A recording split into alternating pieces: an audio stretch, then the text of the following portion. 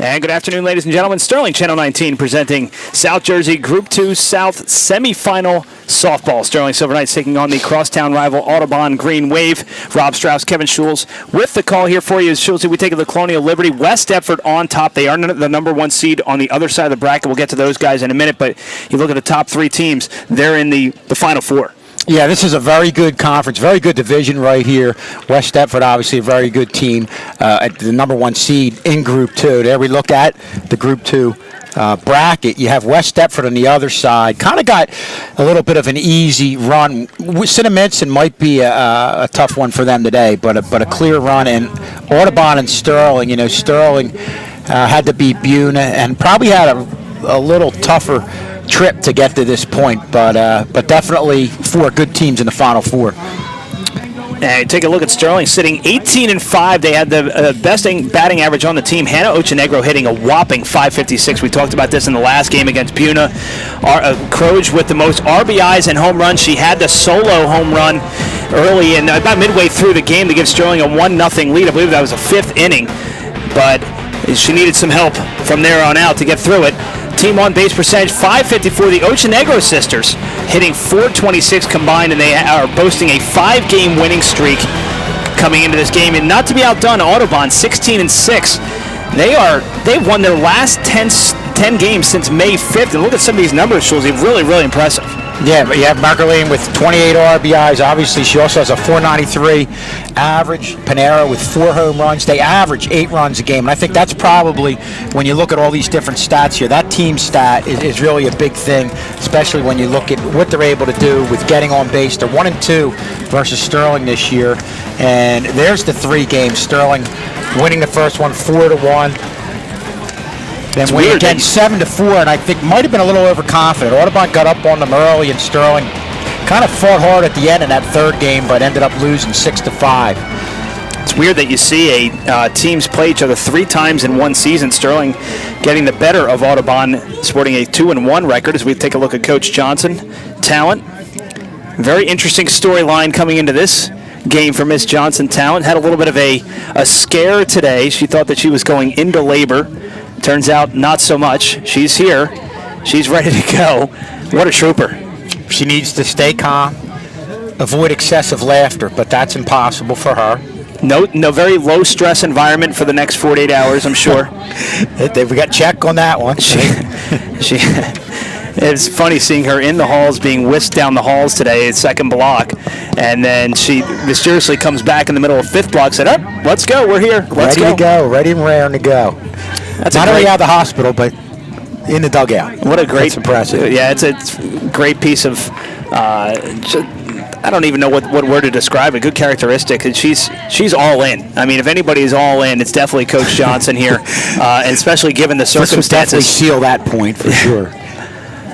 So going over the lineup cards of 2 and coaches. You look at these, we looked at the different stats, Rob. The one thing that I thought was impressive about Audubon and scoring 8.8 runs a game, they have 4 players offensively that get on 50% of the time. And we've seen in these softball games, the key is getting on base and small ball. And to me, that's an advantage that they may have today. Getting ready to go here as the winner of this game will either face Cinnaminson or West Deptford. Sterling can't beat West Deptford this year. They are 0-2 against them. We take a look at the starting lineup for Audubon. Leading off and playing second base, Amy Golden. At shortstop, Deanna Pinero. Pitching today for the Green Wave, Samantha McErlane. Hitting in the 3 spot in the cleanup position, Michaela Alkins. At first base, designated player Zoe Snedden. And then the catcher, Brittany Brown, Jax Panico, Alexis Brassel, and then Gabby Bobo is going to be at third base batting 9th. And take a look at the Sterling starting defense. Same it's been for the last 3 or 4 games here. It's going to be Trish Quinn on the mound tonight.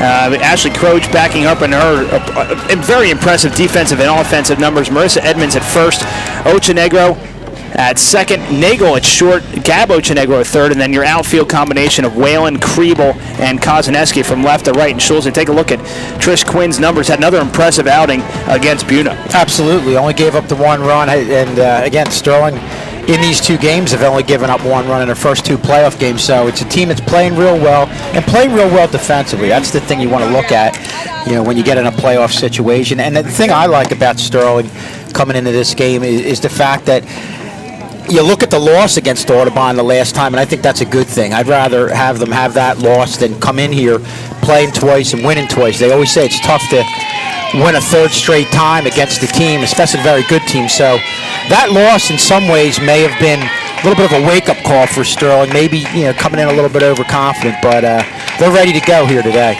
And speaking of ready to go, Trish Quinn ready to get this one started.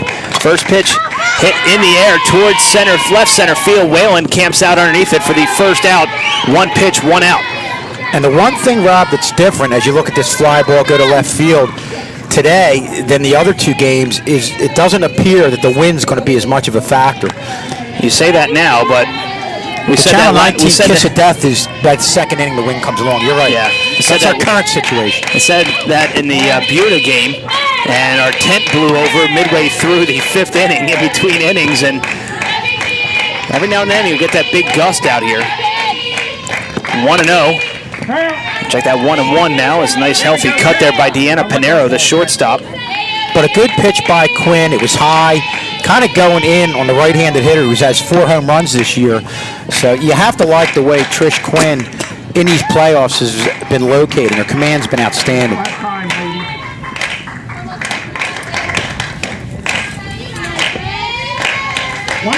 1-1 to Deanna Pinero, the shortstop. Hit in the air.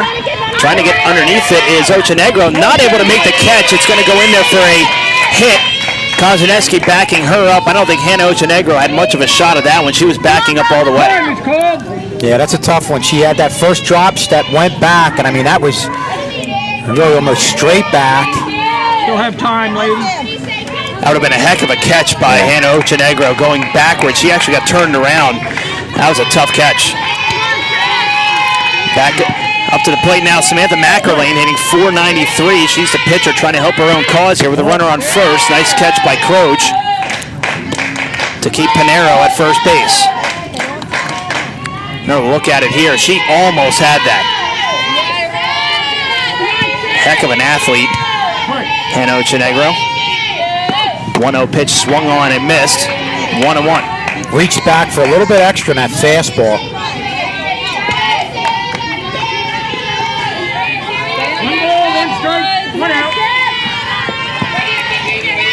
1-1 pitch, Pinero on first. Outside, 2-1. And we talked about one of the telling stats of all those very good stats you see from Audubon is the fact that these first 4 hitters get on base 50% of the time. The 2-1. Popped up towards first base. Camping out underneath it is Edmonds, and she makes the catch in foul territory for the second out.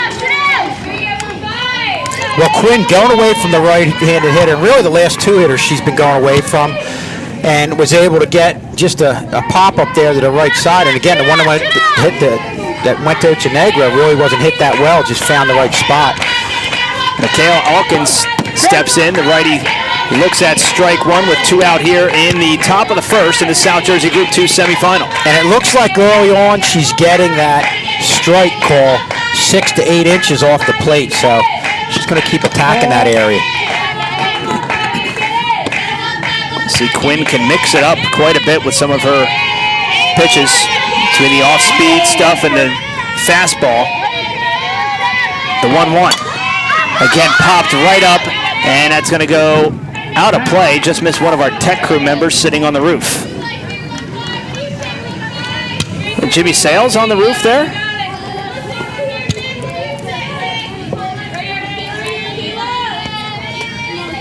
There he is. Could have made a catch on that. Now he's trying to think I could have caught that. We're used to looking at him with equipment on. We didn't recognize him. 1 and 2. Hit in the air to right field. Kozaneski squeezed it for the final out of the inning. No runs, 1 hit, no errors, and they leave 1. And we'll head to the home half of the first. I like the way Quinn handled the first 4 hitters. You saw the fly ball to left field, but the other swings where there was contact, it was reaching contact. Didn't get solid contact, and you've got a pretty decent team behind you. So that's encouraging the way she went through those first 4 hitters. Take a look at the Green Wave defense. McErlane on the mound. And Brown catching Alkins at first base. Golden at second. Pinero at short. Bobo at third. And then your outfield combination of Brassel, Van Arnhem, and Pinero. Take a look at the Sterling starters leading off. Hannah Ochenegro batting .303, not to be outdone. El Kriebel .302.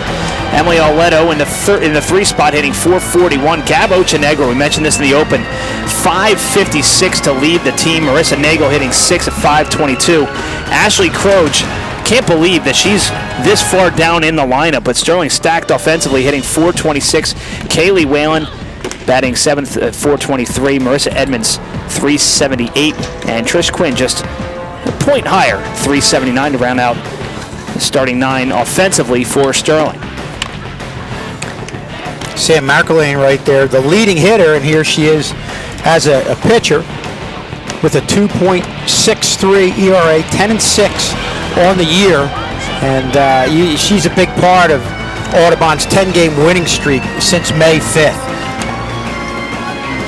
That's impressive, a 10-game win streak. That's the way you want to go into the playoffs, with that momentum. And you hope that that carries into the playoff run, and so far it has for the Green Wave. And 2 teams, obviously, that are very familiar with each other. And we say it all the time, Rob, the difference between a win or loss here today is fielding and decision-making on the bases. A play here or there, taking advantage of an errant throw or getting that extra base. In a lot of cases, how many times have we seen in playoff games that's the difference between teams advancing and teams going home? Well, that goes to show in the Buna game. Kaylee Whalen reached on an error with 2 outs, and that turned out to be the winning run that got Sterling here.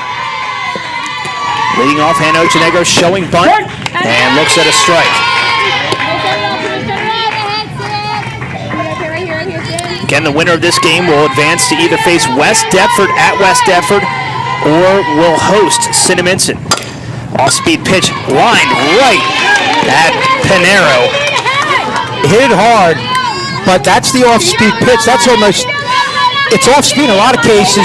With your changeup, you want the same arm motion, but that was just like a lob. You saw a different arm motion. It's almost like she stopped and just lofted it. Brings up Elna Kriebel, who had the walk-off single against the aforementioned Buna Chiefs to win it. Not the first time that El Kriebel has had a walk-off. She scored the game-winning goal in the South Jersey Group 2 semifinals at, not Lower Cape May, it was Middle Township. Middle Township. Middle Township, okay. Yep. 1-1. I'd said that after the game, I saw her before the post-game show. I'm like, all you do is score game-winning runs and goals. Well, not a bad title to have. And I think we asked her if she had a little more of a comfort zone going up in that at-bat. As she see her foul this one off, going in that at-bat, going up there in a pressure situation after being in similar situations, different sports, and she said that helped her out to be a little more comfortable and ultimately come through. I think she scored that goal in that South Jersey Group 2 semifinal with with under 5 minutes left to go in the second overtime. You can see McErlane, much like Trish Quinn, is really trying to work the outside part of the plate, getting that strike a couple inches off the black. 2-2 to El Kriebel. Thought about the swing right there and thought better of it. And it's a full count. 3 balls, 2 strikes. Good decision there by El Kriebel. You saw her hesitate for just that split second. The 3-2 delivery. Fouled off, staying alive. Looked like it could be up a little bit, but I think with 2 strikes, you've got to take a hack at that. That was definitely close. 3 balls, 2 strikes, 1 out. Strike. Again, the 3-2. Same result. Saw a couple good battles in the last game against Buna. Pitcher-hitter battles. And you have to wonder if that is going to wear down a pitcher over time. Especially, it's hot today. I think it's hotter than it was the last game for sure. And a called third strike. And Kriebel goes down looking for the second out. Yeah, that was right at the belt, and it's might have been a little wide, but that's what the strike zone's been so far in this game. So It's a big strikeout here early on from Mackerlane. Brings up Emily Auletto, swings the first pitch delivered to her off of her and fouled off, so it's 0-1. Well, that's that real good fastball to start things off to Auletto, and what I liked about that was that it was low, it was down. You get it up to Auletto, and she could really turn on it. Ball. Good job by Brown behind the plate to really frame some of these pitches for the home plate umpire. That was close. The 1-1. Fouled off, 1-2. And that's that fastball that got up waist high. Auletto had a cut at it, but wasn't able to get it. Obviously, the foul. 1 ball, 2 strikes, 2 outs. Break. 1-2 to Auletto, and here comes a pitch from Mackerlane. Just missed. 2-2. 2 balls, 2 strikes.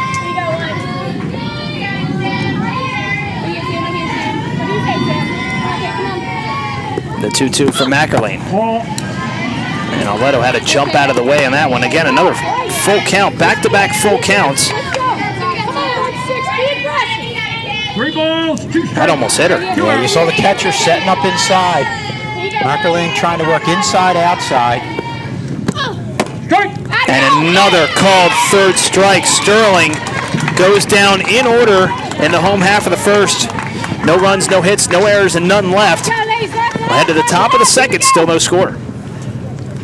Definitely looked off the plate. Yeah, let's look at this. This is a good view here.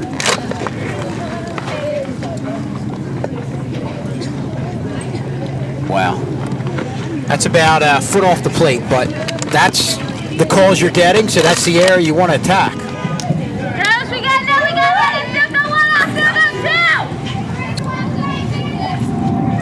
This brings up Zoe Snedden, designated player for the Green Wave. It's going to be Snedden, Brown, and Panico for the Green Wave. Called first strike.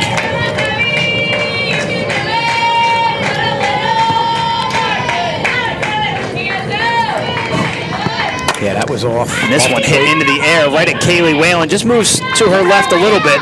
She's been busy.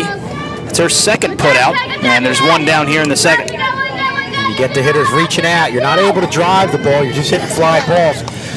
But one thing as a pitcher, and this kind of goes along with the pitcher-catcher relationship, you got to watch to see if those hitters are inching closer and closer to the plate, and that's where you've got to mix things up, go inside a little bit to kind of keep them honest. Brings up Brittany Brown, the catcher. 1-0 quickly to her.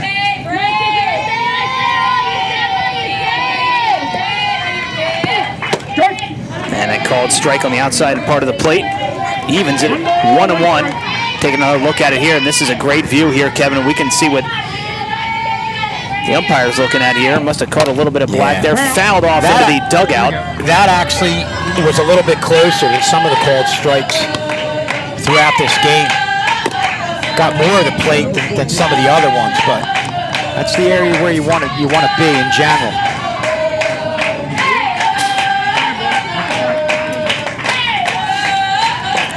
One and two to Brittany Brown. 1 ball, 2 strikes. One out here in the second. And the other thing, Rob, as we're talking about this, the location, the command, and the areas they're trying to attack, and I know we're talking a lot about it, but it is such a big factor, is both of these pitchers have very good late movement going away. The first full count of the afternoon for Trish Quinn.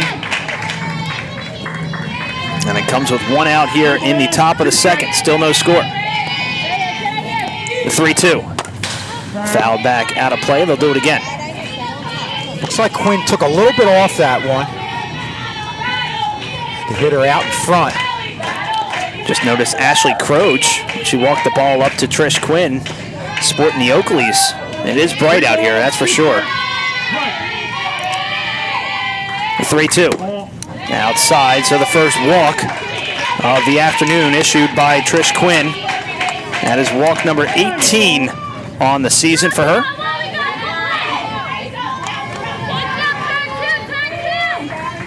Still have time, ladies. Brings up Jax Panico, the right fielder. As you get towards the lower part of the lineup, obviously here at the leadoff hitter on, you're looking for the bunt. Fouled back. Thought they might want to go small ball here in a pitcher's duel.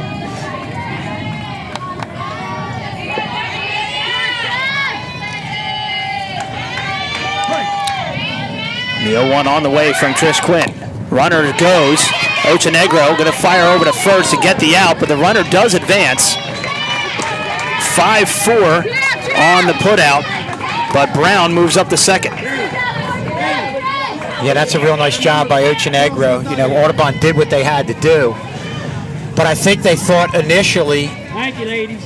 hit away, and you had Ochenegro really back far, but you have to like, one thing I'm impressed with her at the third base position, with among a lot of other things, is how quick she can get up and get on the ball, and that's what you saw right there in that play. Reaction time has to be on point. Another bunt on the way. Here comes Ochenegro again. She's going to go nowhere with it. That's going to be an infield hit. Good job, though, by Ochenegro not to try and get the runner at first, knowing that there's somebody now on third. Now Audubon using small ball to really start to put the pressure on Trish Quinn here. Bottom of the lineup now, Gabby Bobo, the third baseman. The lefty steps in as Croge is going to check both runners. Bobo looks like she kind of goes towards first, has that first step most out of the box. That's where you have to look out for that swinging bunt. And moving up to second base is Alexis Brassel. 1-1.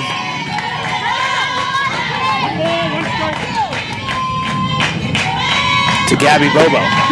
And a called strike.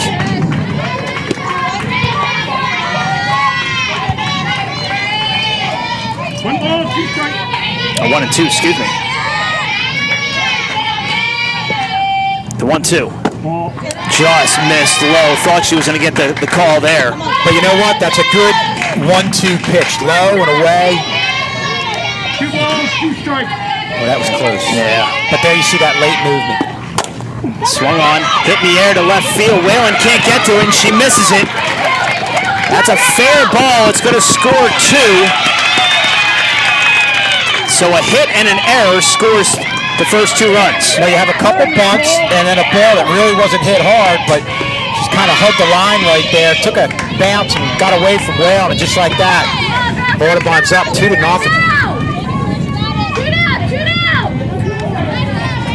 So that puts Bobo on second base on the hit and error. Back to the top of the lineup for the Green Wave. It's Amy Golden, who flew out to the aforementioned Whalen on the first pitch of the game.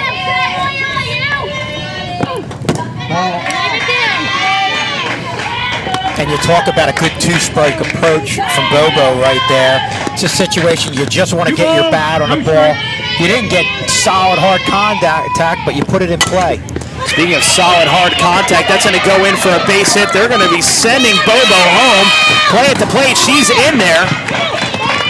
RBI single for Amy Golden, and it's quickly 3-0. And Audubon playing it aggressive. You know, Rob, that is probably a situation where if you have nobody out, you might hold the runner at third, but force Sterling to make a play. You've got 2 outs. You're going towards the bottom of the lineup, and that's a good aggressive move by Audubon there to get that third run. Looking right at the third base coach to see if she was going to send her, and she did. That's aggressive right there. Yep. Again, another hard hit ball off the glove of Nagel. That's going to be a base hit. They're going to send the runner in Golden, and she's going to score. It's 4-0 Audubon.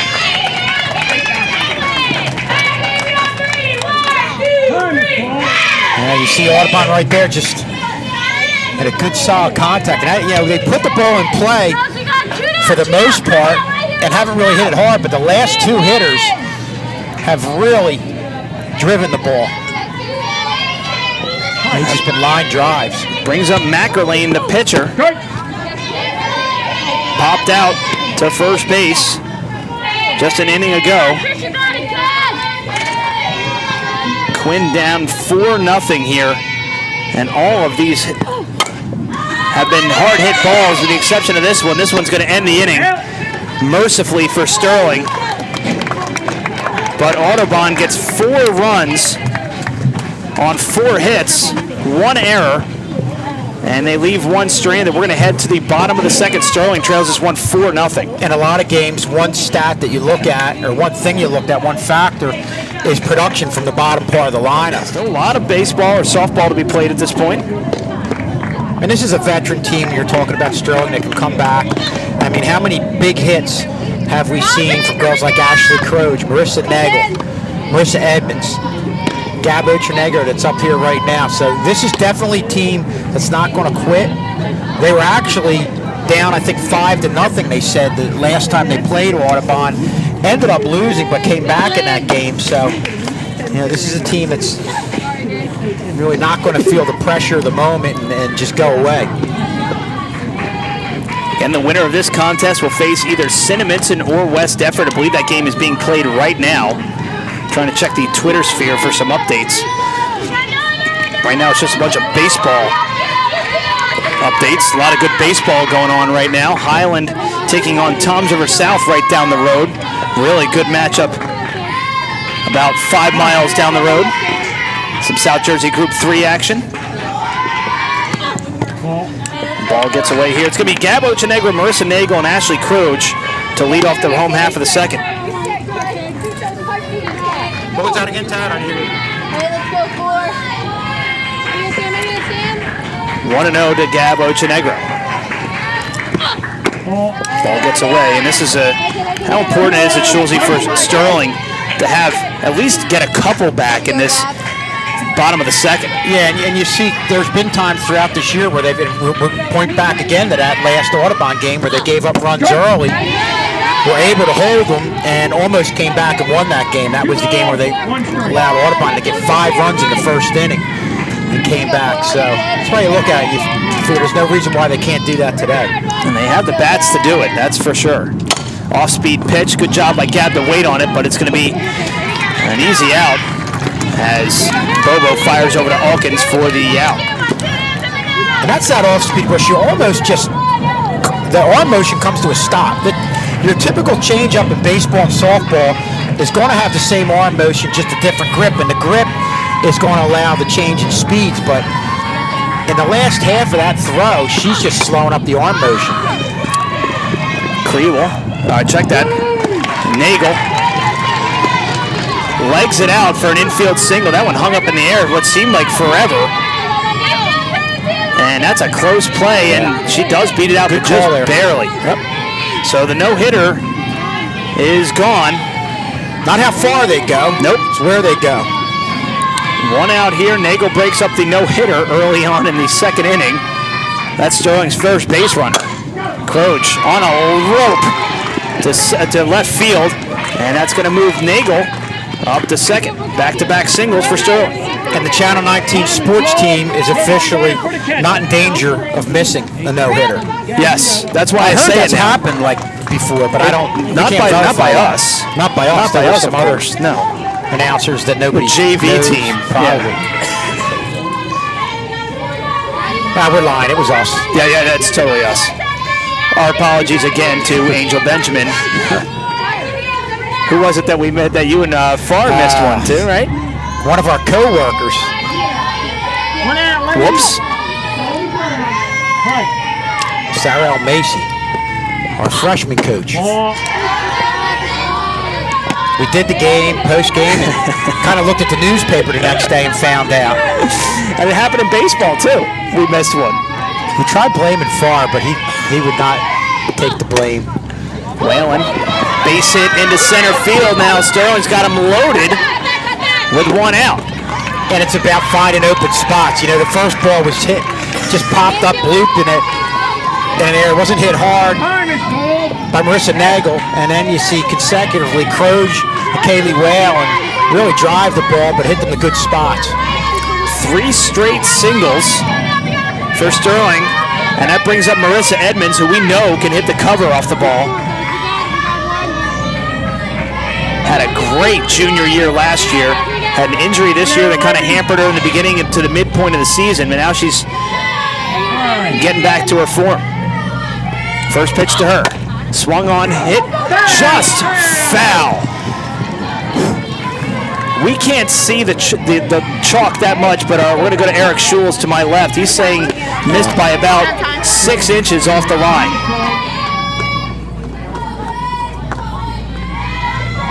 Just missed.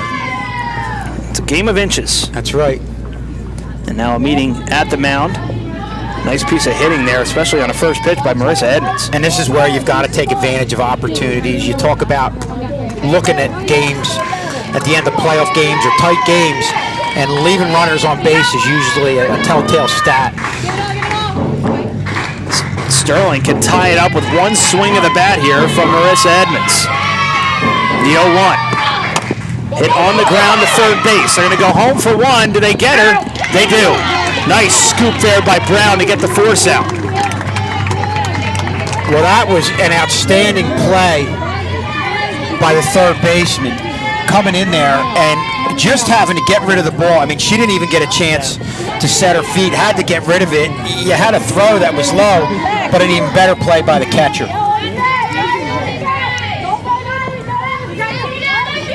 So Bobo and Brown really do the job right there to put Audubon in position to get out of this inning. Chance for Trish Quinn here to help her own cause with bases loaded, 2 out. First pitch to her. Foul back. Only 3 RBIs on the season for Trish Quinn. Boy, would she like to add to that right here. And you talk about the mental letdown of having a situation like this and coming away with it. Nothing. And in a lot of cases, if you're not able to get to a pitcher in this situation, it just makes the pitcher that much stronger as you move on in the game. 1-1 to Trish Quinn, and that's back to the top of the lineup with Hannah Ochenegro. 1 ball, 1 strike, 2 out. Huge at bat here for Trish Quinn. The 1-1. Popped up. Underneath it is Bobo. Squeezed it for the final out. Sterling threatens, but they don't get any runs. They get 3 hits. No errors, and they leave them loaded. Guide, I think it's like on page 506. There is something addressing that. You have to be ready for everything, so.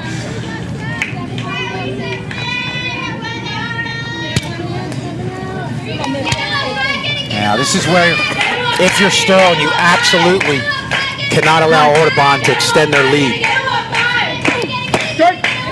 So for Audubon, it's going to be middle of the lineup. Alkins, Snedden, and Brown. Alkins grounds one foul down the third baseline, right in the hit on the ground, right at Ochenegro. Nice grab by Ochenegro. Has a smile on her face, and she should. 1 out. We've talked about this time and time again, Kevin, about how quick she is at third base. We've been saying this for the last 3 years. Well, getting a hard hit ball to her right there, setting the feet and throwing. We saw that last game. Yeah, and we talked about her coming up on a bunt, but really moves well to her left also. Brings up Zoe Snedden, who led off the second inning. She's 0 for 1.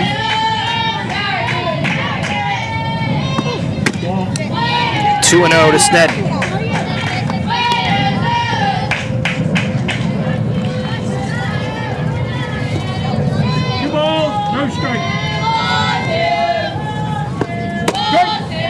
Finally, a strike from Trish Quinn. 2 balls, 1 strike. It takes sign all the way on that one. Yeah, and you could see that pitch that we saw, Rob. We talked about not only hitting the outside part of the plate, but having pitches that have good late movement. 1 out.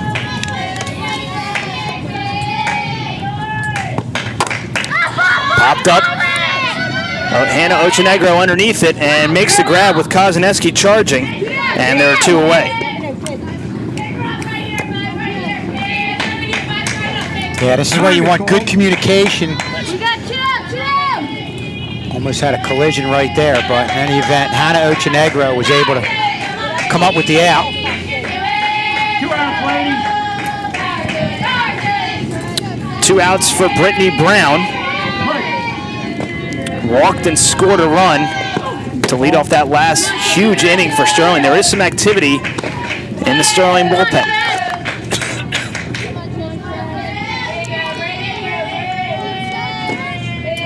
It's hard to see if it's just some of the younger players just throwing around, or if it's actually somebody warming up. It's out of our sight line, but it's 2-0 to Brittany Brown. Called strike on the inside part of the plate, 2-1 to Brown. 1 strike. Brown was the one that started this half inning. I believe that's Angel Benjamin over there warming up. Fouled back, 2-2. Angel Benjamin, good pitcher in her own right. The senior.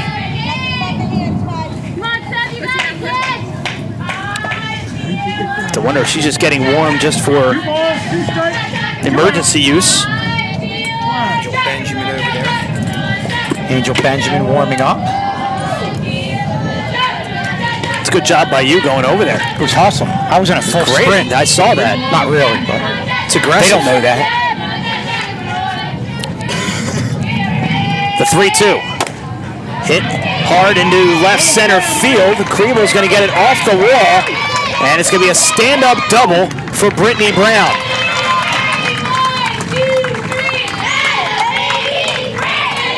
And that one got a little more of the plate than I'm sure Quinn wanted to, but at the same time, when you get those full counts, that's when you're going to get pitches over the plate in that last inning when you get runners on base. You can't really give up balls, and you're tending to have more pitches that get parts of the plate that you don't want it to get. And I think that happened for both pitchers in that last inning. And it's the 6th hit surrendered by Trish Quinn through 2 2/3 innings. 1-1 to Jax Panico, 0 for 1 on the afternoon.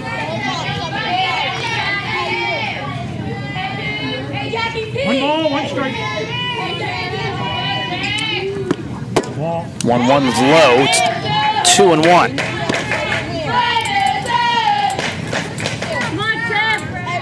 Two balls, 1 strike. Popped up off the screen. A good overpowering fastball that you've seen a lot of these hitters foul off.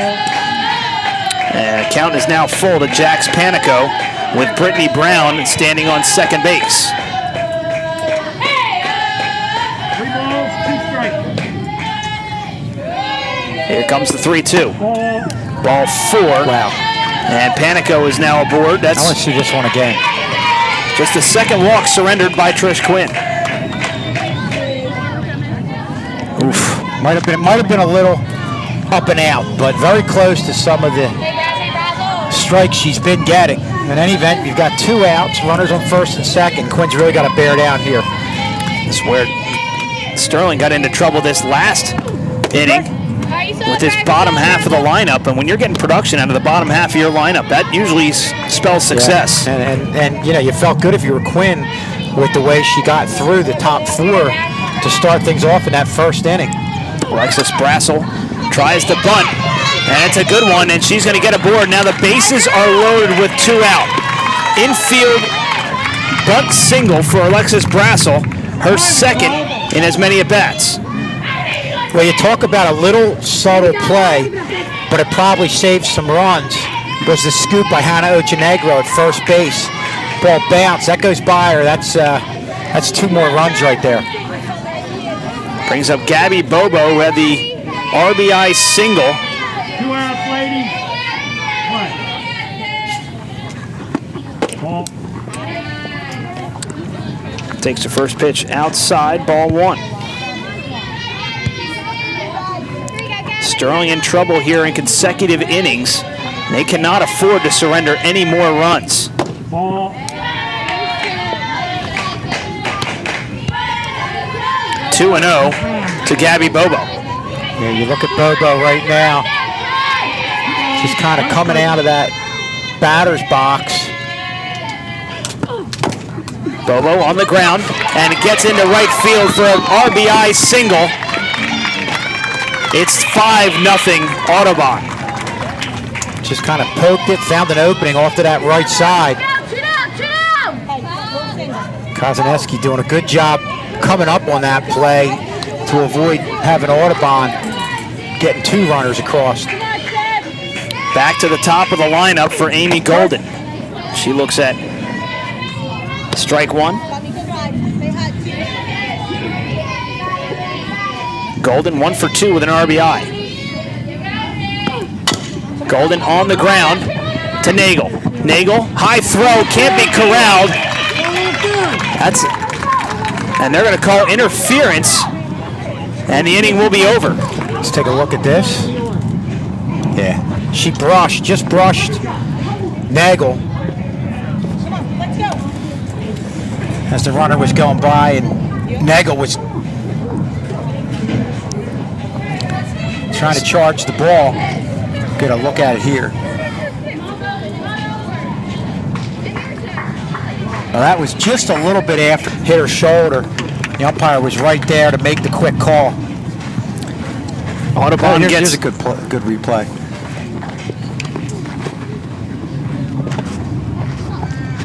Yeah, it looked like she just swiped her a little bit, and up made the Sterling very fortunate that this inning it wasn't bigger than it was. Final, right? Nope. See it right there. Just kind of went by her as the ball was getting to her.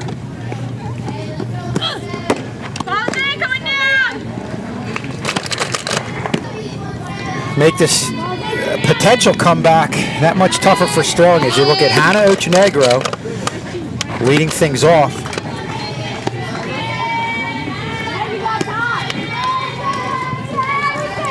Delay. Not sure what everybody was looking at, but delay, and now we're back ready to go, but Sterling going to have to get going here offensively. Had bases loaded with 1 out in the last inning and was not able to get any runs across. And you don't necessarily have to get all 5 runs back in 1 inning, but you need something, especially when you threaten and you come away with nothing.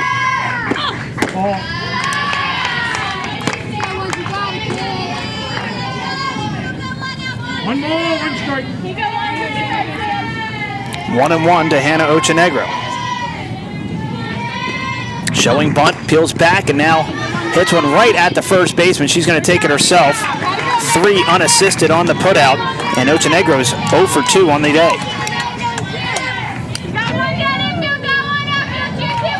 Like an inside-out swing there by Hannah Ochenegro.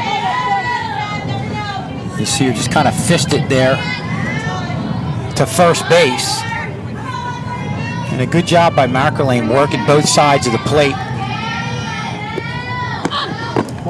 You see her going inside right there. So we said, primarily these pitchers are working outside in those first couple of innings, but you want to mix it up because now the hitters, second time around, are going to start crowd the plate a little bit, and that's why you're seeing them go inside.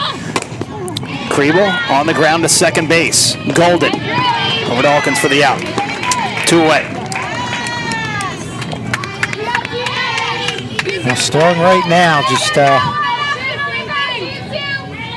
having trouble driving anything. Here's Emily Alero, girl who had a lot of success, had a couple hits, couple RBIs. The first time these two teams played, I believe, was back in April.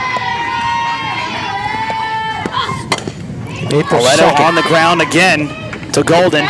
Over to Alkins for the out. 3 up, 3 down, very similar to the first inning. Leads the team with 29 runs.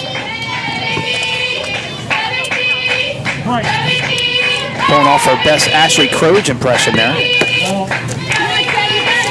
Croge leads Sterling in runs scored. 1-0 to Panera. below 2-0. Panera, one of those ones with an on-base percentage over 500. So. No strike.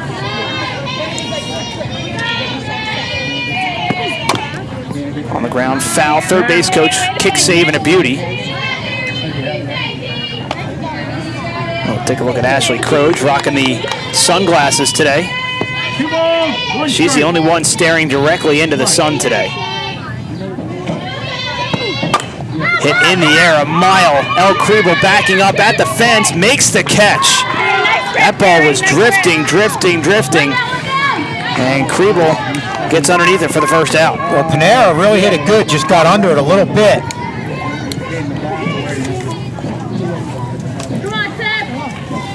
Brings us Samantha McElwain 0 for 2 on the day.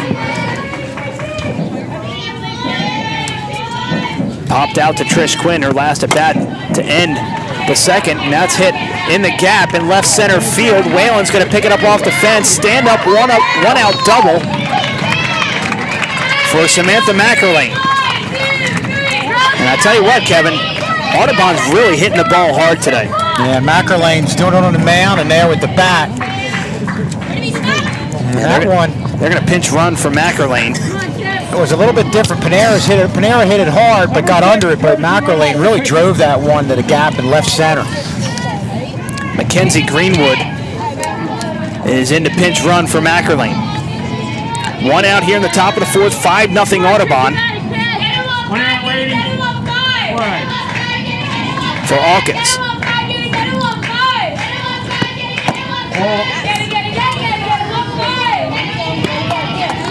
Have to think of how much this momentum of having a 10-game win streak. Sterling coming in with a 5-game win streak of their own, but Audubon doubling that up with a 10-game win streak, playing with a lot of confidence. Yeah, not only 10-game win streak, but you can also see why they're a team that's averaging over 8 runs a game.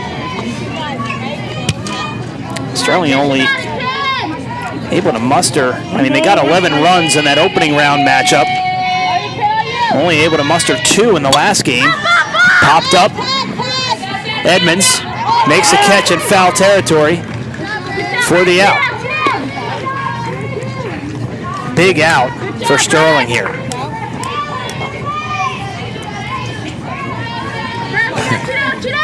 Far right next to the fence there. You see him coming right into your picture there? Yeah, he quickly popped out of his seat. Ready to make the catch? Tell you what, everybody over on that first baseline baking in the sun out there. Give a lot of credit. Some people hiding underneath, seeking shelter from the administration building.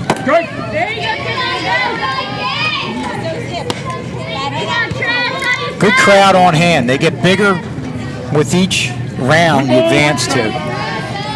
Remember, we had the championship game here. Hit into the air to right field. Kozaneski ends the inning. No runs, 1 hit, no errors, and they leave 1. We're going to head to the home half of the fourth, where it will be Gabo Chenegro, Marissa Nagel, and Ashley Croge trying to get Sterling going. That's one thing you're into when you're around the point where you're having kids, but you forget if that's with the distances where it really gets crucial. Well, we have a camera solely on Miss Johnson for the entire length of this broadcast.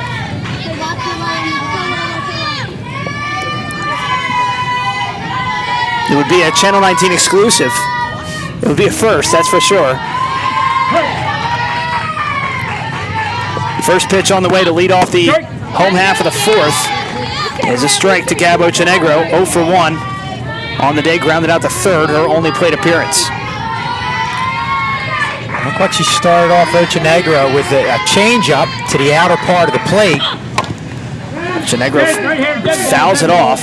But that's the luxury, Rob, that you get from a 5-0 lead, in that you can kind of pitch backwards, try different things. There's not as much pressure on the pitcher here at this point. 0-2 to Ochenegro. Sterling gonna have to get the bats going. On the ground, right at the first baseman, and it's gonna be a tough play, and she's safe. She beats it out. Infield single for Gabo Chenegro, and Sterling is aboard with nobody out here in the bottom of the fourth. That would have been a tough play for Alkins. Yeah, and Ochenegro really showed him some speed, made up probably about 10 feet quicker than you'd expect. Watch Ochenegro on the base pass here as Nagel steps in and looks at a strike. Down 5-0, like we said, probably taking the first pitch for their first strike. Don't have stolen base stats in front of me, but in all the games that we've done, Gab Ochenegro, should she get on first base, she's usually on second within a few pitches. 0-2 to Nagel. Pitch on the way from McErlane. Way outside. Surprised Ochenegro didn't go on that one. Yeah, that was one that just got away from McErlane. That's where you kind of step off the mound, recompose yourself. It's a good job by Brown to bring that one in, too. The 1-2. High, ball 2. So missing high again.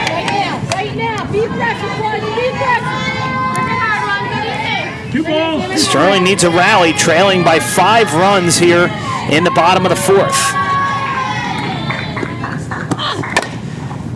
Laces one foul. Nice job by Brassel out in left field to try and run that one down. It's a couple steps behind it.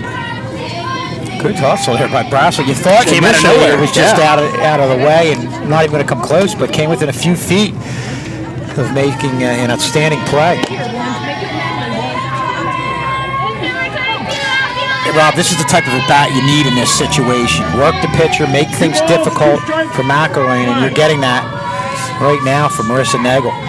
2-2 to Nagel. Again, fouled off. Ochenegro will stay put. Ashley Croge waits on deck. Nagel singled and then got thrown out at home in the 2nd inning, which you said was a key play. Off-speed pitch, ball 3, and now the count is full to Nagel. Well, there's that. I guess we'll call it a lob pitch. It's not the changeup. You've got the fastball, the changeup, which both have the same arm motion. On that one, she just slows up the arm motion right at the end. 3-2. Hit foul down the first baseline. That's a souvenir.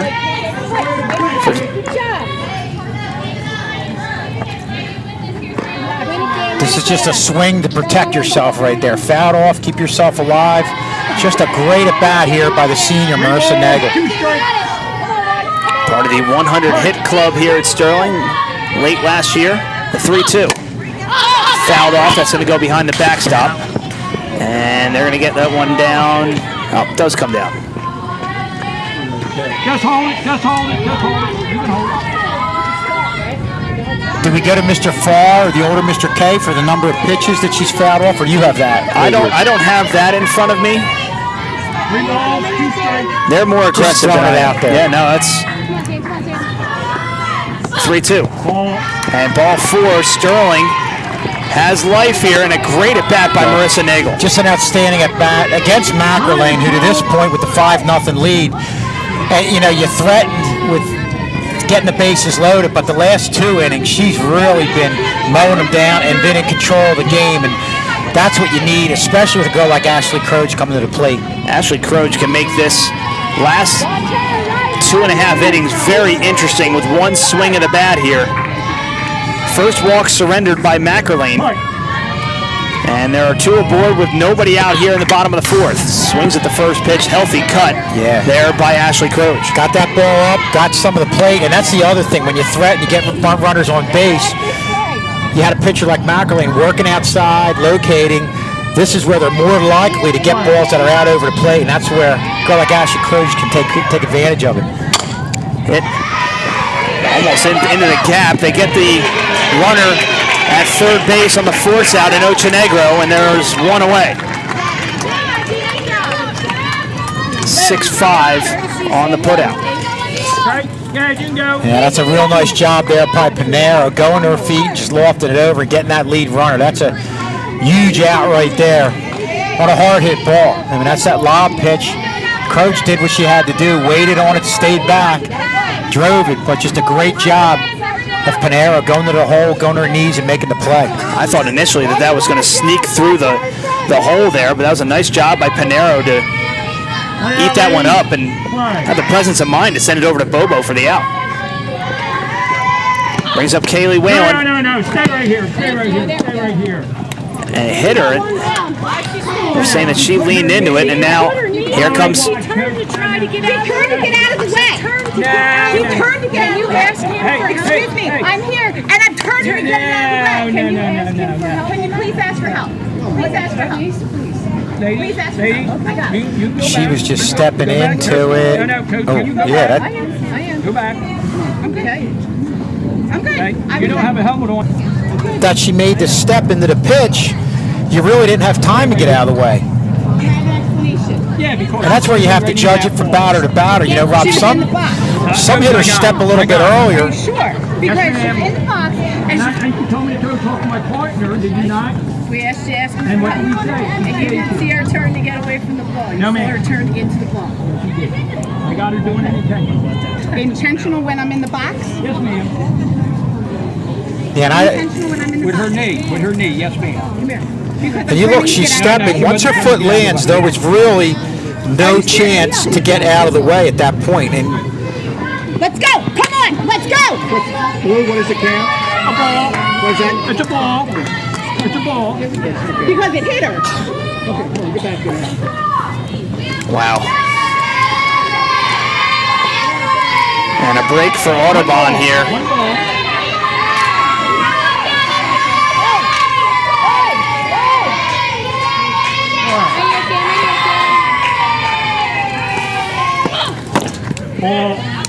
Ball 2 to Whalen. 2 balls.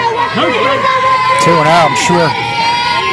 Should be, Taking all the way here. I mean, should be bases loaded with one out, in my opinion, but Whalen fouls one off here. I mean, you only have so much time to react, especially in softball. And remember that, circle that moment in this game, in this inning, for sure. Talk about the little things in these games, Schulze.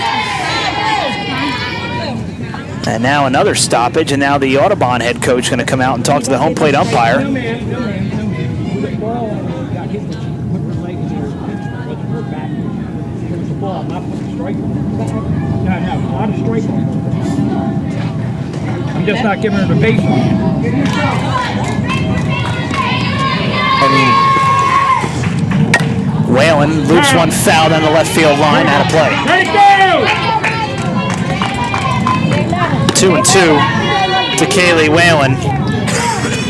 And she needs to get on board here to kind of keep this Sterling momentum going as they are faced with some adversity with that hit by pitch non-call. And a strikeout. Whalen goes down swinging. It's a third strikeout of the afternoon for Mackerlane. well, that's that pitch that goes in on the right-handed hitters. In the last inning, she was able to get a couple weak ground balls fisted from that pitch, and obviously right there she was able to get the strikeout. First pitch to Edmonds is a ball. She's reached on a fielder's choice in the second inning, but was stranded there. On the ground to third. Bobo is just going to step on the bag herself, and the inning's over. So Sterling, again, no runs on one hit, no errors, and they leave one. Come on, ladies. Yep. Put it right there. So for Audubon, it's going to be Brown, Panico, and Brassel, the 6-7-8 hitters for the Green Wave. And this is the group of girls in this lineup that was able to get things going and get Audubon off to that early 4-0 lead in the second inning. Brown 1 for 1 with a walk, a double, and 2 runs scored. Again, hit hard right at Nagel. Fires over to first for the out. 1 down. Yeah, this is a line drive to Nagel, and you talk about a shortstop reading a hop or one hop line drive, and that's what you saw from Marissa Nagel right there. We got one. Brings up Jax Panico, 0 for 1 with a walk. And nice pitch there by Trish Quinn and swung through by Panico. Nice pitch, Seth. Nice pitch, kid. Sterling really has to get the bats going here. Only 4 hits through 4 innings. As opposed to Audubon, who has 5 runs on 9 hits.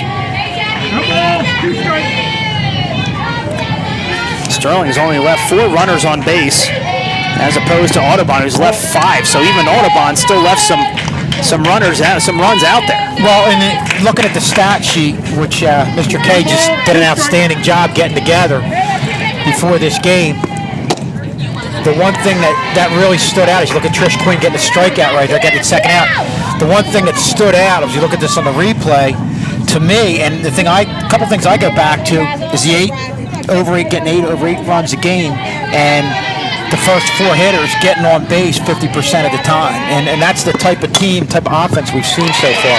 Brasso down the line into left field. Whalen scoops it up quickly, and good job by Whalen to hold Brasso to a single. She is 3 for 3 on the day.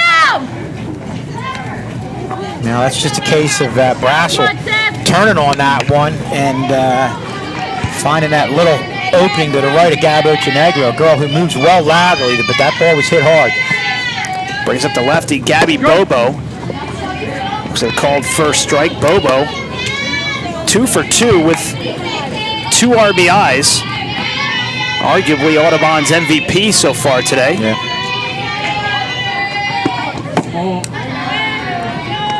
There's been a base runner on every single inning for the Green Wave.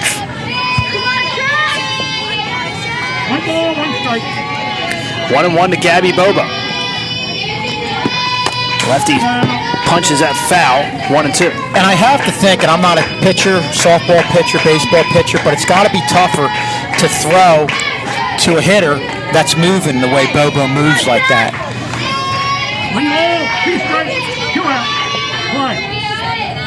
The 1-2. Popped up foul by the TV truck.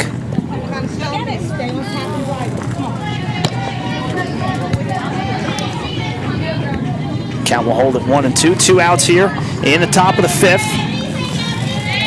1 ball, 2 strikes. Play. Ball's low. And sliding into second safely on the stolen base is Brassel. Well, with 2 outs, you're ahead, take a chance. Why not?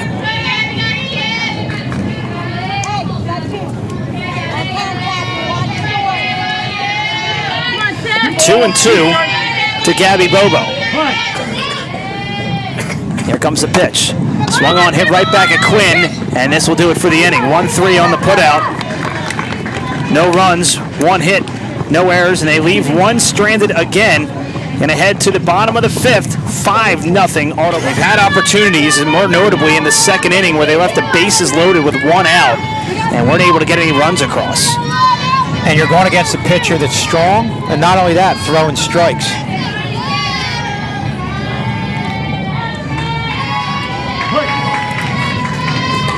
First pitch to Trish Quinn outside.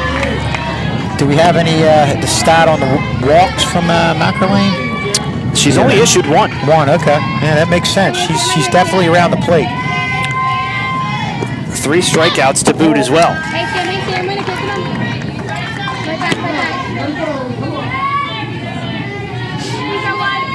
Strong afternoon by Mackerlane. I don't know what's the bigger story, Mackerlane's pitching or the Audubon hitting. 2-1 to Trish Quinn. 1 strike. Both of which have been equally as impressive for Audubon. And I think one feeds off the other. Sure. The 2-1. Quinn thought about it. 3-1. We talked about having the 5-0 lead. You can get into situations against some of the bigger hitters, pitch backwards, go with maybe a changeup on a first pitch rather than try to get the first pitch fastball for a strike.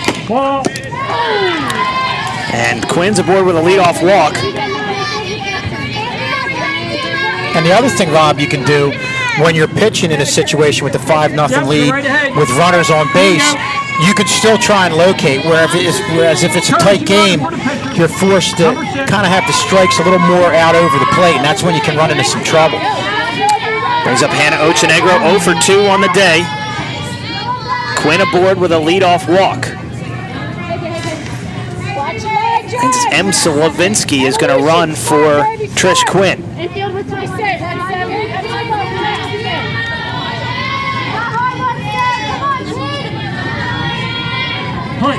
Turn your hats inside out, ladies and gentlemen, if you want a Sterling rally. They have it set up nicely here with the leadoff walk, Kevin. Yeah. And that's where your ninth hitter is almost like your extra leadoff hitter and getting on. And you definitely need a rally at this point. Showing bunt is Hannah Ochenegro and fouls it off. Winner of this game will either host Cinnaminson or travel to West Deptford to take on the top-seeded Eagles. That game will be on Friday. 1 ball, 1 strike. Play. The 1-1. Popped up right at Mackerlane, kind of in no man's land, and she's going to get a board, but they're going to get Slavinsky at second. Fielder's choice, that's just bad luck. Time is called. And if you're the runner, you had to stay exactly where you stayed because the ball was right in front of her. You know, if it's over on the other side of the field, you can come off a little bit, but you had to stay right there. 3-6 on the putout.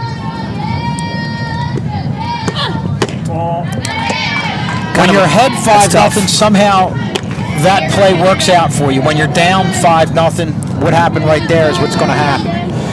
Brings up Elle Kriebel, 0 for 2 with a strikeout. 2-0 to Kriebel. Time is called. And now time called. Brown going to come out and talk to Mackerlane as well as the rest of the infield with the exception of Pinero.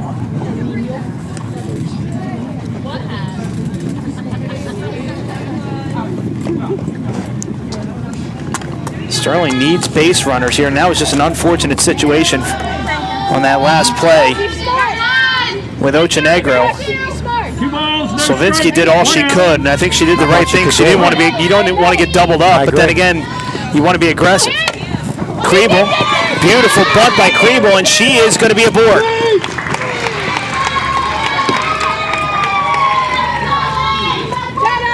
Ochenegro moves to second base.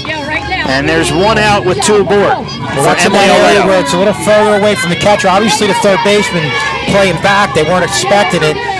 A good job of Kriebel forcing the pitcher to get the ball and try to make the play, and is able to leg it out.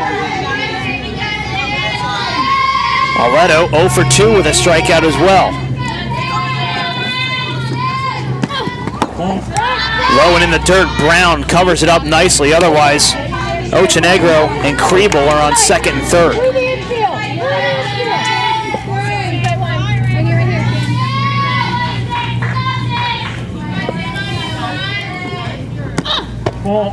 Gets away, the runners are going to advance. On the wild pitch, that bounced in front of Brown. Yeah, and one of the few times in this game, looking at Mackerlane, the pitcher who's really been in control, has gotten behind hitters in successive at-bats, and a lot of times when she was missing early on, it was high. Now she's missing low. Taylor Casey comes sprinting out of the Audubon dugout, and she's going to get warm. Hit in the air. That's going to score 1 run. They're waving around Kriebel, and 2 runs are going to score on the RBI. A 2-run single by Emily Arletto. Sterling has life. Well, that's a big hit by the sophomore, just driving it to the right side. You know, a lot of times you put pressure on yourself, you're trying to pull everything, but Arletto just hit the ball where it was pitched, and that's a huge hit right there to drive home 2 runs, and really, Rob, at this point, give Sterling some life.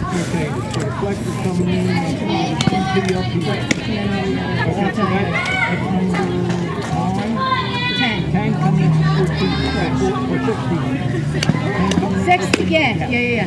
Okay. Kel, The flex number 10 is coming in for the defensive line. Trying to figure out, it looks like they're making some type of substitution. And after then, you can tell me that she's coming back in. Okay?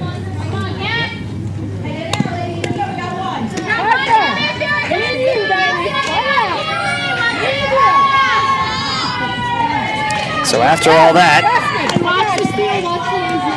taking another look at the RBI, the two-run single by Emily Arletto.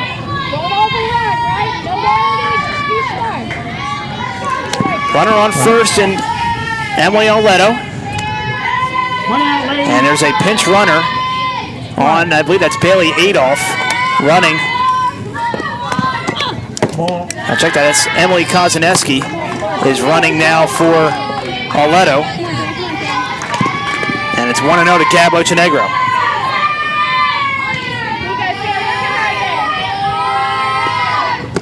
Ball. 2-0. You have to wonder now if McElwain's starting to run out of gas here. I think that's the case. You always say with pitchers, when you're falling behind the hitters, especially when it's something she really hasn't done all day, and we've seen it 3 or 4 times just in this inning.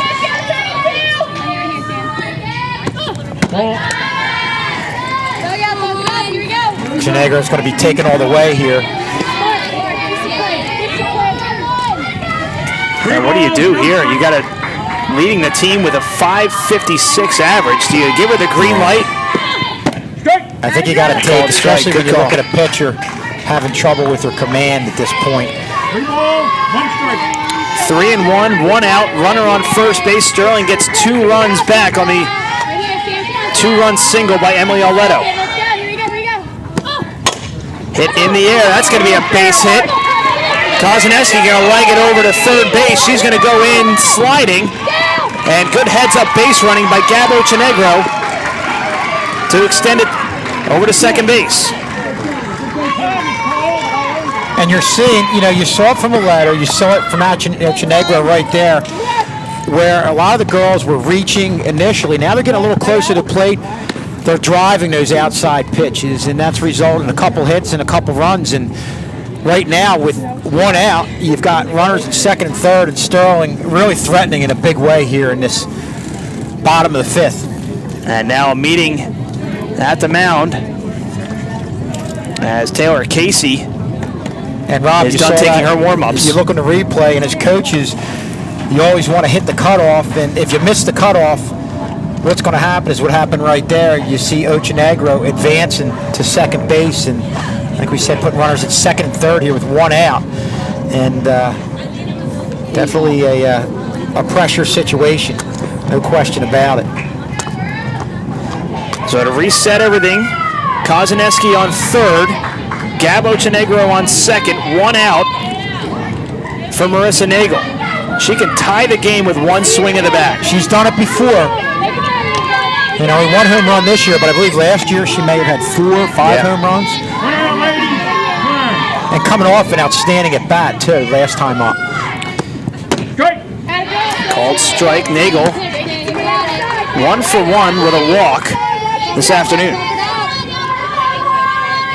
And if you're Sterling, with the way McElwain is struggling a little bit right now, Marissa Nagel, with the type of hitter that she is, very selective, is the one you want up there. Just missed there. 1-1 to Nagel. Ashley Croge waits on deck. 1 ball, 1 strike. Huge situation here for Sterling. They need to get some more runs across. Ball. Just missed again. 2-1. And for all the things that haven't worked out for Sterling, one thing you have working out right now is having Marissa Nagel up in this situation, and just as good having Ashley Croge coming on, being on deck and being ready to get up there. 2 balls, 1 strike, 1 out. Right. Here comes the 2-1 pitch from McElwain. Hit on the ground off the glove of McElwain. She's going to look the runner back at third and just barely get a speedy Nagel at first base. 1-3 on the putout, but she waited a split second longer. She did what she had to do, because if you don't turn and freeze the runner, that's where Kozaneski on the throw is going to go home. So 2 down, for Ashley Croge. That's a big out, because having Ashley Croge up where there's no room as opposed to having first base open changes how Mackerlane is going to pitch Croge. Croge on the ground to short. Fires over to first for the final out of the inning, and the threat is over. 6-3 on the putout. Nice job by Pinero at shortstop. Looking that good. But you never know. We thought Sunday was going to be a washout here, and it wound up being okay. The weather has been unbelievably get their 4 runs.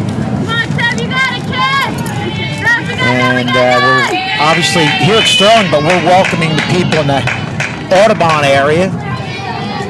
We're going to be watching this game, and hopefully we'll have that on there next couple nights. Hello, Green Wave fanatics. 0-1 to Amy Golden. Golden was called out at, that runner's interference that popped up down the third base line. Gabo Chinegro squeezed it for the first out of the inning, but Golden got out of that inning with that runner's interference back in the third on one of the runners that ran into Marissa Nagel. That was a big play, because that was an extra run right there also, and it could have been more. Brings up Deanna Pinero. 2 for 3 on the day. She pops out to Marissa Nagel, floating over behind second base to make the catch. 2 away. 3 pitches, 2 outs for Trish Quinn, and she needs a quick inning here. Mentioned this earlier. Audubon has put a runner on base every single inning in this contest.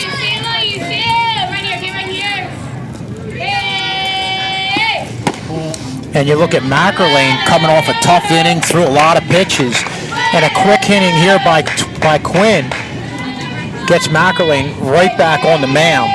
Mackerlane 1 for 3 with a double. And she hits it on the ground to Gabo Chinegro, bobbles it momentarily, fires over to first for the out. Great job again by Gabo Chinegro at the hot corner. 1-2-3 inning, the first that they've had in this game. An accurate younger Mr. K, about 50 years, has coached at probably for 35 to 40 years, roughly, somewhere in there at Eastern High School. Everything's good. Macy, who works now for Sterling, was the pitcher on that team.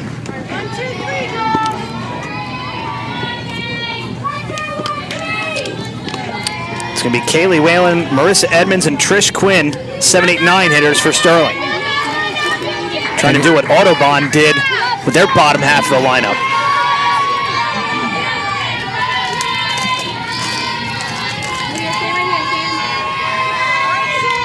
Well, each team offensively has been able to get runners on, and a 3-run deficit is not, outside of the realm of thinking you can't come back.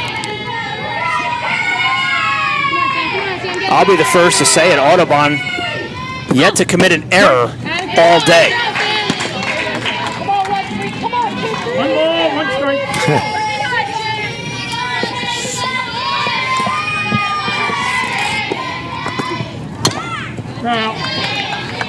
1-2 to Kaylee Whalen. She's 1 for 2 on the day with a strikeout. Stranded at second base back in the second inning. 1 ball, 2 strikes. 1-2 to Kaylee Whalen to lead off the bottom of the 6th. High, ball 2. 2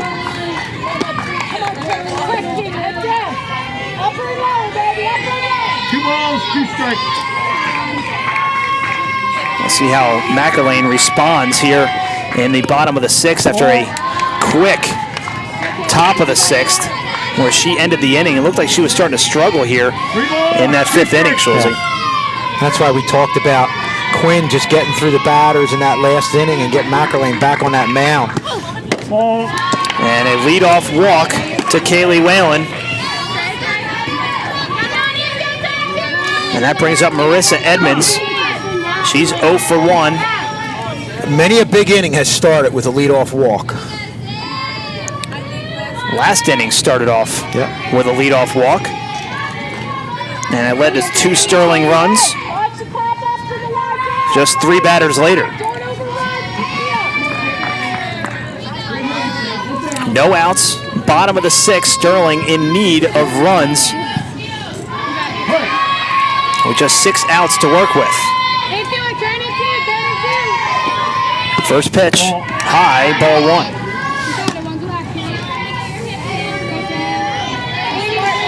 Not sure how many pitches Mackerlane has, but on a fairly warm day, definitely to the point where she's laboring out there. Again, another ball. 2-0 to Edmonds. 2 balls, no strike. I have to think she's going to be taken here. On the ground to short. Pinero, high throw, but they got her. Moving up to second base is Whalen. 6-3 on the putout.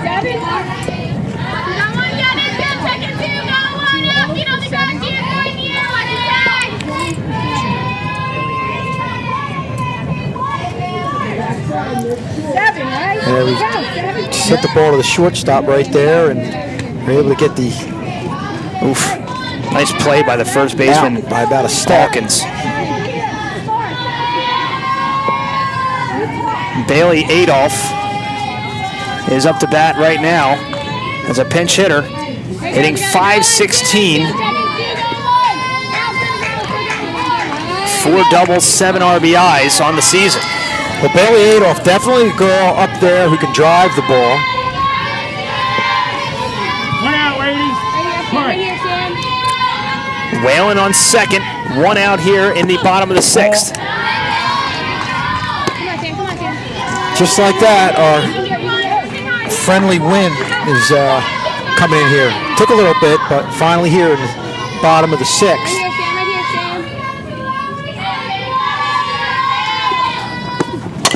On the ground, just foul. Bobo had third base line covered.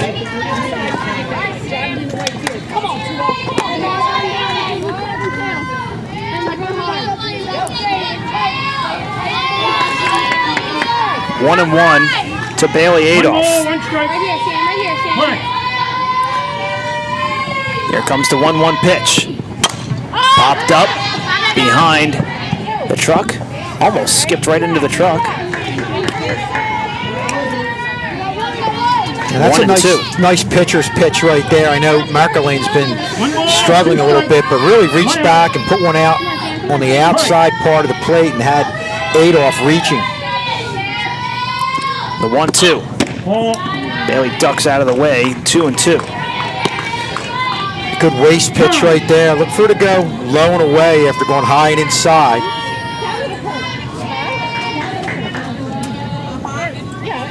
And you can't forget the slow pitch, not the changeup. There's the fastball, the changeup, and then the slow pitch where the arm motion slows down drastically in the last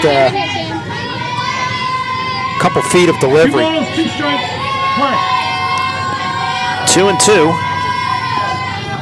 to Adolph. There's that balloon pitch. She pops it right back up to Mackerlane, who squeezes it for out number 2. Yep, catches her off stride, and I got to give credit to Mr. K for calling that one. Is he part of the crack staff in the truck too? That's right. There we go. Back to the top of the lineup for Hannah Ochenegro. 0 for 2 with a run scored.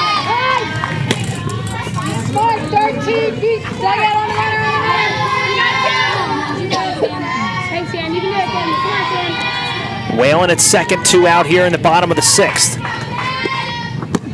Good. Called strike to Hannah Ochenegro. Right now, 1-7. Right now, kid. 1 ball, 1 strike. Here comes the 1-1. Low, ball 2. Was it a slap slash stance? Montenegro was doing that slash stance early on. Now a little bit different. Just digging in and swinging away. And that one hit her. This one will not be a contest. She tried to get away from that one. That one's going to leave a mark right in the back. So now you got runners on first and second. And again, El Kriebel, who played hero in the last game with the walk-off single, can play hero here with one swing of the bat. She's 1 for 3 with a run scored. El Kriebel, no home runs on the season. And she looks at strike number 1. And sometimes in a playoff situation, you'll get that girl that you said maybe isn't a home run hitter to come up with a big hit. The pitcher might think, I could get one out over the plate on her.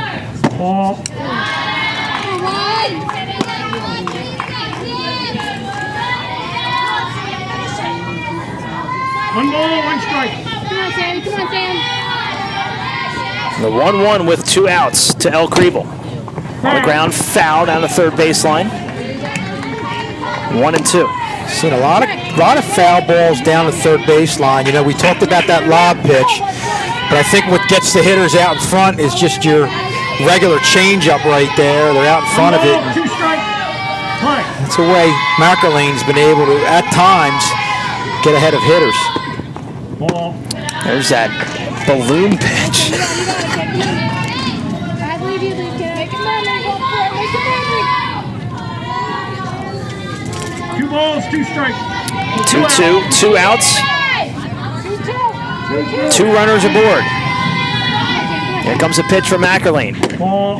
Just missed. Mackerlane almost walking off the mound. Thought she had that one. Well, that's that one on the outside part of the plate, but I think that was just, you had the late movement. When you're a catcher reaching out, or about 2 feet, it's going to have a tough time getting that one. 3-2 pitch. Inside low, ball 4, so runners will advance. Now runners on every bag. Second walk of the inning issued by Mackerlane. And it's going to be up to Emily Oleto, who is responsible for Sterling's 2 runs. Well, the advantage here with 2 outs, Rob, is you're going to have the hitters running on contact. Oleto, again, 1 for 3 with 2 RBIs and a huge position here for Sterling. Oleto fouls the first pitch off.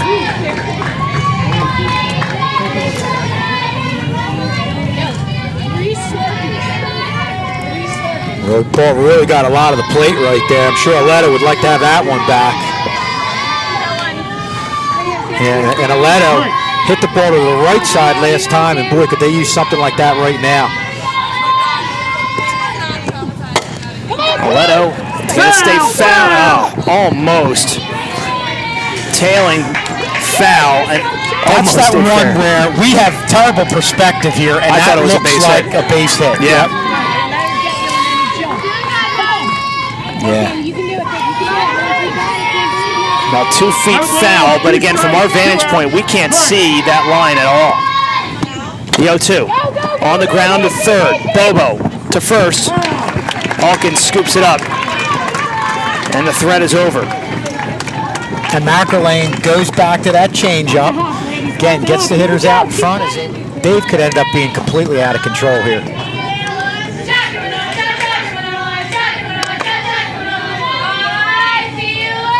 Well, Audubon right now, I mean, Trish Quinn has done a nice job at holding Audubon to 5 runs after they got that 4 in the second inning and tacked on 1. First pitch after that last inning. Hawkins, yeah, Sterling has left 9 runners on base through 6 innings. 3 in the second, 1 in the fourth, 2 in the fifth, and 3 in the 6th. It's a fair ball down the line. I thought I heard the umpire say foul. I'd like That to was see this one clearly again. fair. Let me see. Take another look at it. Okay. And it's a leadoff single for Mikhail Alkins. Coach, you can go back in. You can go back in. No, ma'am. Hey, Coach, you can go in. I got it. Don't take it out of their hands. Come on, girls, let's go! Frustrating afternoon for Coach Johnson, on and off the field, I'm sure. Well, at this point, you just want to fight for your team and have their backs. Taking another look at it. Yeah, it looked like it just went over the base.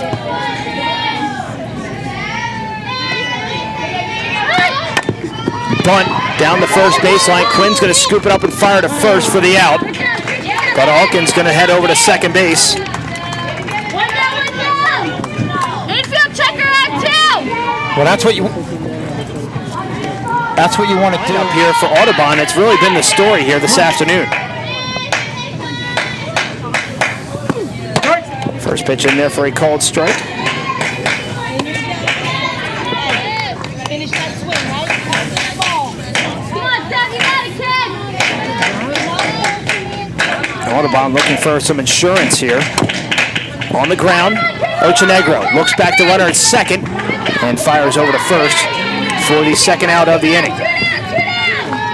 Another great play by Ochinegro. I mean, you talk about little things, just being aware of the situation, and that's a play where you look to third. Tank coming in for shot. You have to know how much time you had, and Ochinegro just timed that perfectly, froze the runner, didn't allow her to advance to third, but at the same time was able to get the out.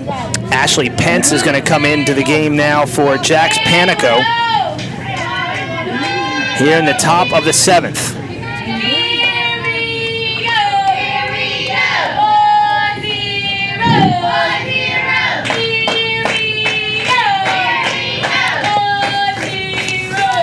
For Sterling, in the bottom of the 7th, it's going to be Gab Ochinegro, Marissa Nagel, and Ashley Croge. But Sterling's got to get through this 7th defensively first. Ball. Come on, Chris, you got it, kid! Come on, Chris, 1, 2, 3, kid, 1, 2, 3. 1-0 to Pence. Ball. 2-0. Didn't miss by much. Yeah, let's just look at this again. Come on, Chris! 2 balls, no strike. Wow, that has definitely been a strike today. On the ground, Nagel to Edmonds for the out. 6-3 on the putout. No runs, 1 hit, no errors, and they leave 1. Last chance here for Sterling, trailing by 3. And it'll be the 4-5-6 hitters. So congratulations to the Highland Tartans and Anthony Maselli. Yeah, that's a real good team with a couple of very good pitchers. Also have Scafidi, Yep. who will be playing ball at Penn. Back to softball action. Gabo Ochinegro looks at called first strike.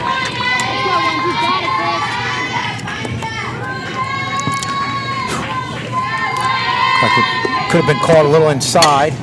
Ochinegro leads off the bottom of the 7th with a base hit into left field. Gabo Ochinegro 3 for 4 today. Hopefully that's a sign of better things to come, because that line drive by a lot of the Sterling girls was finding fielders in the early part of this game. Marissa Nagel 1 for 2 with a walk. And Ochinegro was able to get the first base hit off the balloon lob pitch. Other girls have hit it hard, but she was the first one to find an opening. Pops this one up, giving chase, and not able to make the catch right in front of the dugout. The combination of Brown and Bobo. Yeah, that's one of those plays where if it's your home field, you've got a better chance of making it because you know exactly how much room you have right there in that foul territory.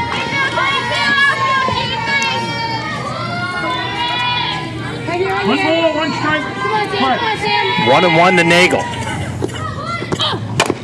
On the ground, right back to McElwain. She's going to go to second. She doesn't get her. Yep.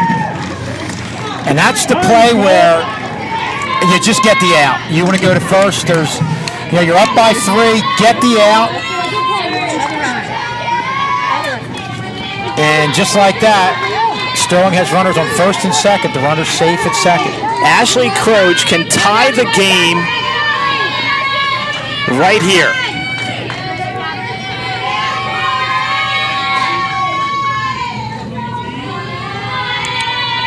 First pitch to her. Swung on, hit right back at McElwain. She's going to go first for the out, but the 2 runners advance. What a shot by Ashley Croge. That was a pull. And that, look at the part of the plate that got. I guarantee you, she did not want to get that much plate on that pitch to Ashley Croge. And they're going to check on McElwain here.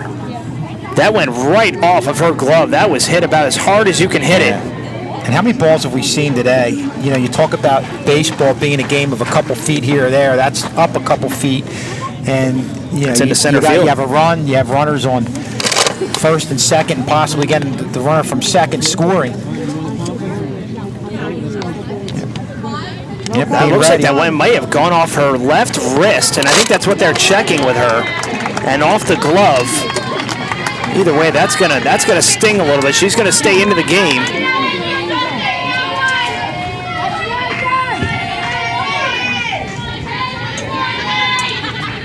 One out, lady. One. Ochinegro on third, Nagel on second. 1 out here in the bottom of the 7th. Sterling trailing by 3. First pitch to Whalen. 1 hopper. That's going to be an infield single as Whalen is going to score 1. It's 5-3. Well, that's one of those ones on a very hard infield. The high hopper, if you allow it, if it gets past you, you allow it to get that second hop. And she's feeling it on a backhand going towards second base. Whelan's easily able to beat that one out. It's going to be Marissa Edmonds, 0 for 2. We have runners on the corners.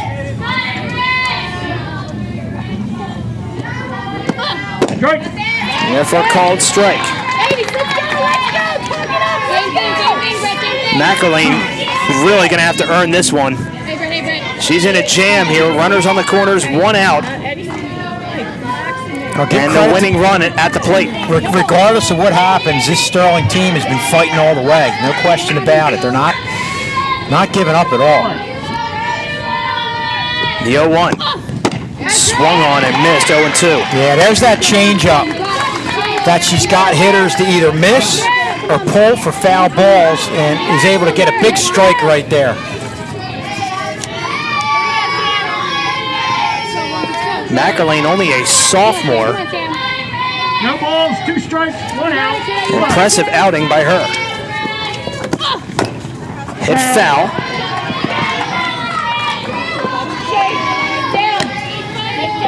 Yeah, right now you've got the runners on first and third. Sometimes you're going to steal and they'll kind of give it to you, but they could, you never know, at times they might try to go for the out.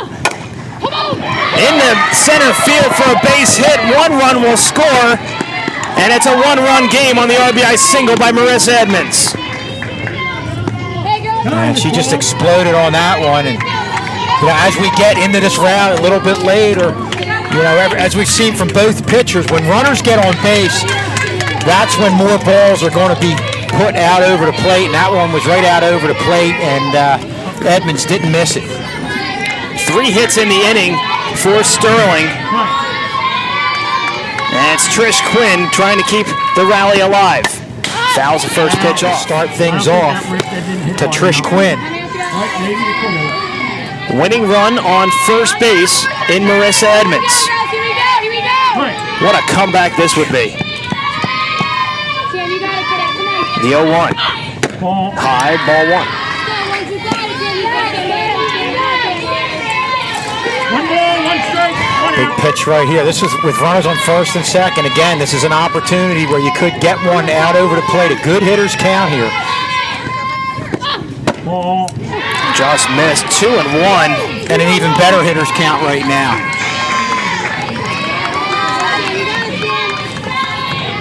Trish Quinn can get on board. We'll be back to the top of the lineup with Hannah Ochenegro.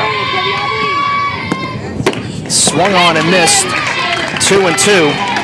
Took a little off that one, did Mackerlane. Now this is it where she's going to that lob pitch at times. Here comes the 2-2. Swung on, hit in the air towards left field. It's going to drop for a base hit. They're going to try to go to third for the force out, and they don't get her.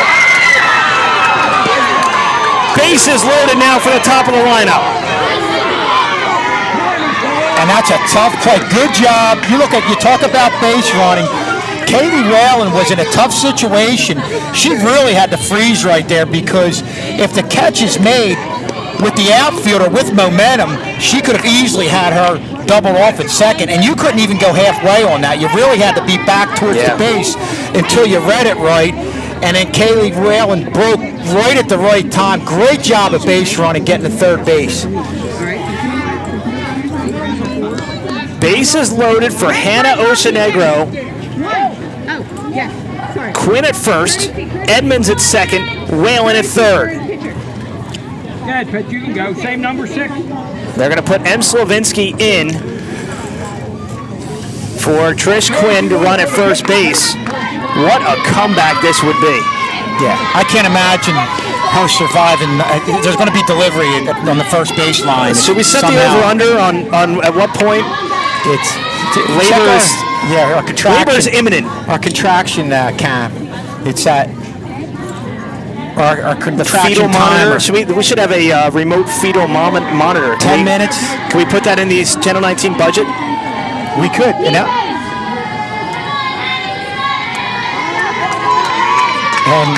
they're going to stick with Mackerlane, the sophomore. It's back to the top of the lineup with the team's leading run scorer, Hannah Ochenegro, the junior.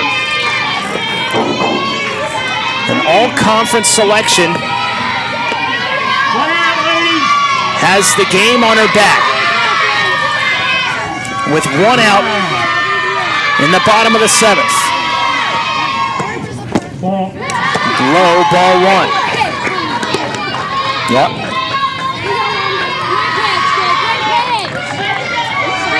And that looked like that went across the plate at the knees.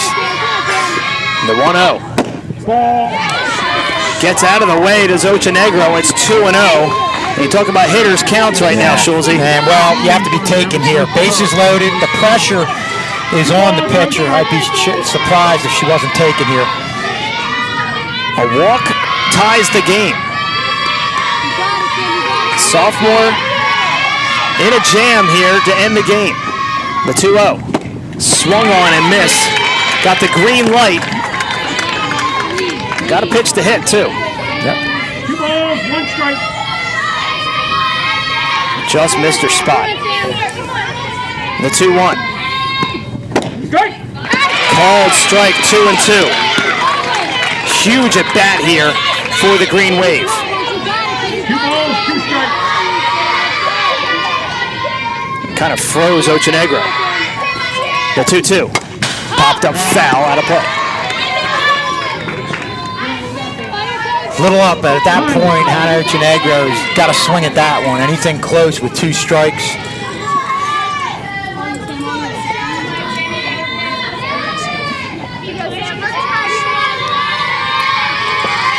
Two balls, 2 strikes, 1 out, fly.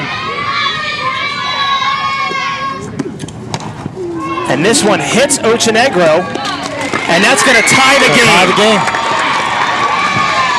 Ochenegro takes one for the team, and this game is tied with 1 out.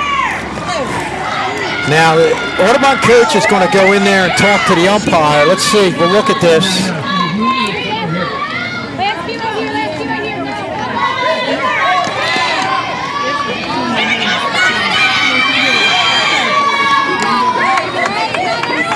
Oh, wow. It looked like she stuck the leg out a little bit. I think we might have got the benefit of the doubt. Yeah. May make up for the other one, though. Yeah. And it's on the bat of guess who? El Crable. Won it against Buna. Here we see this again. Just kind of stuck that leg out. I think you're better off. You have a better chance of getting that if you do it with the back leg as opposed to the front leg. Kriebel. One at the knees. Called strike 0-2.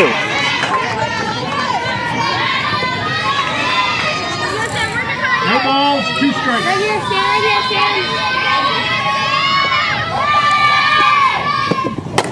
Kriebel in the air to right field. Making the catch is Panico. Coming in to score the winning run. And Sterling comes back with 4 runs in the bottom of the 7th to win it. Marissa Edmonds scores the winning run. Unbelievable. El Kriebel, Captain Clutch, does it again. Well, you talk about one of your senior leaders. Again, we continue to say how she's been in this moment, definitely welcomes it, has had a lot of experience in a couple different sports. Comes up big here, driving the ball to right field. And then you see Kaylee Rowland, who did a great job of base running in this inning. First, getting the third, and then right there on that play, tagging up, going home, forcing them to throw it and make a play. And just like that, Sterling's in the championship game. More replays are en route. Sterling trail 5-2 coming into this inning and score 4 in the bottom of the 7th to win it. And this wasn't just a comeback against any team. This is a comeback against a very good team that has a pitcher that's an all-conference pitcher. And you got to give credit to these girls for battling. Looked like a high pitch to the outside part of the plate. And Rob, one thing, and you saw this from El Kriebel right here, that the hitters from Sterling started to do as the game wore on, is that pitch to the outside part of the plate that they were reaching and lunging for, they started to drive to right field. We saw that with a couple of the RBI singles to the right side, and we saw that right there with the game-winning sacrifice fly by El Kriebel to put Sterling in the championship game. Does it in consecutive games. The sac fly. She knew she was out. Close play at the plate. And this comeback, Rob, is the advantage of having a team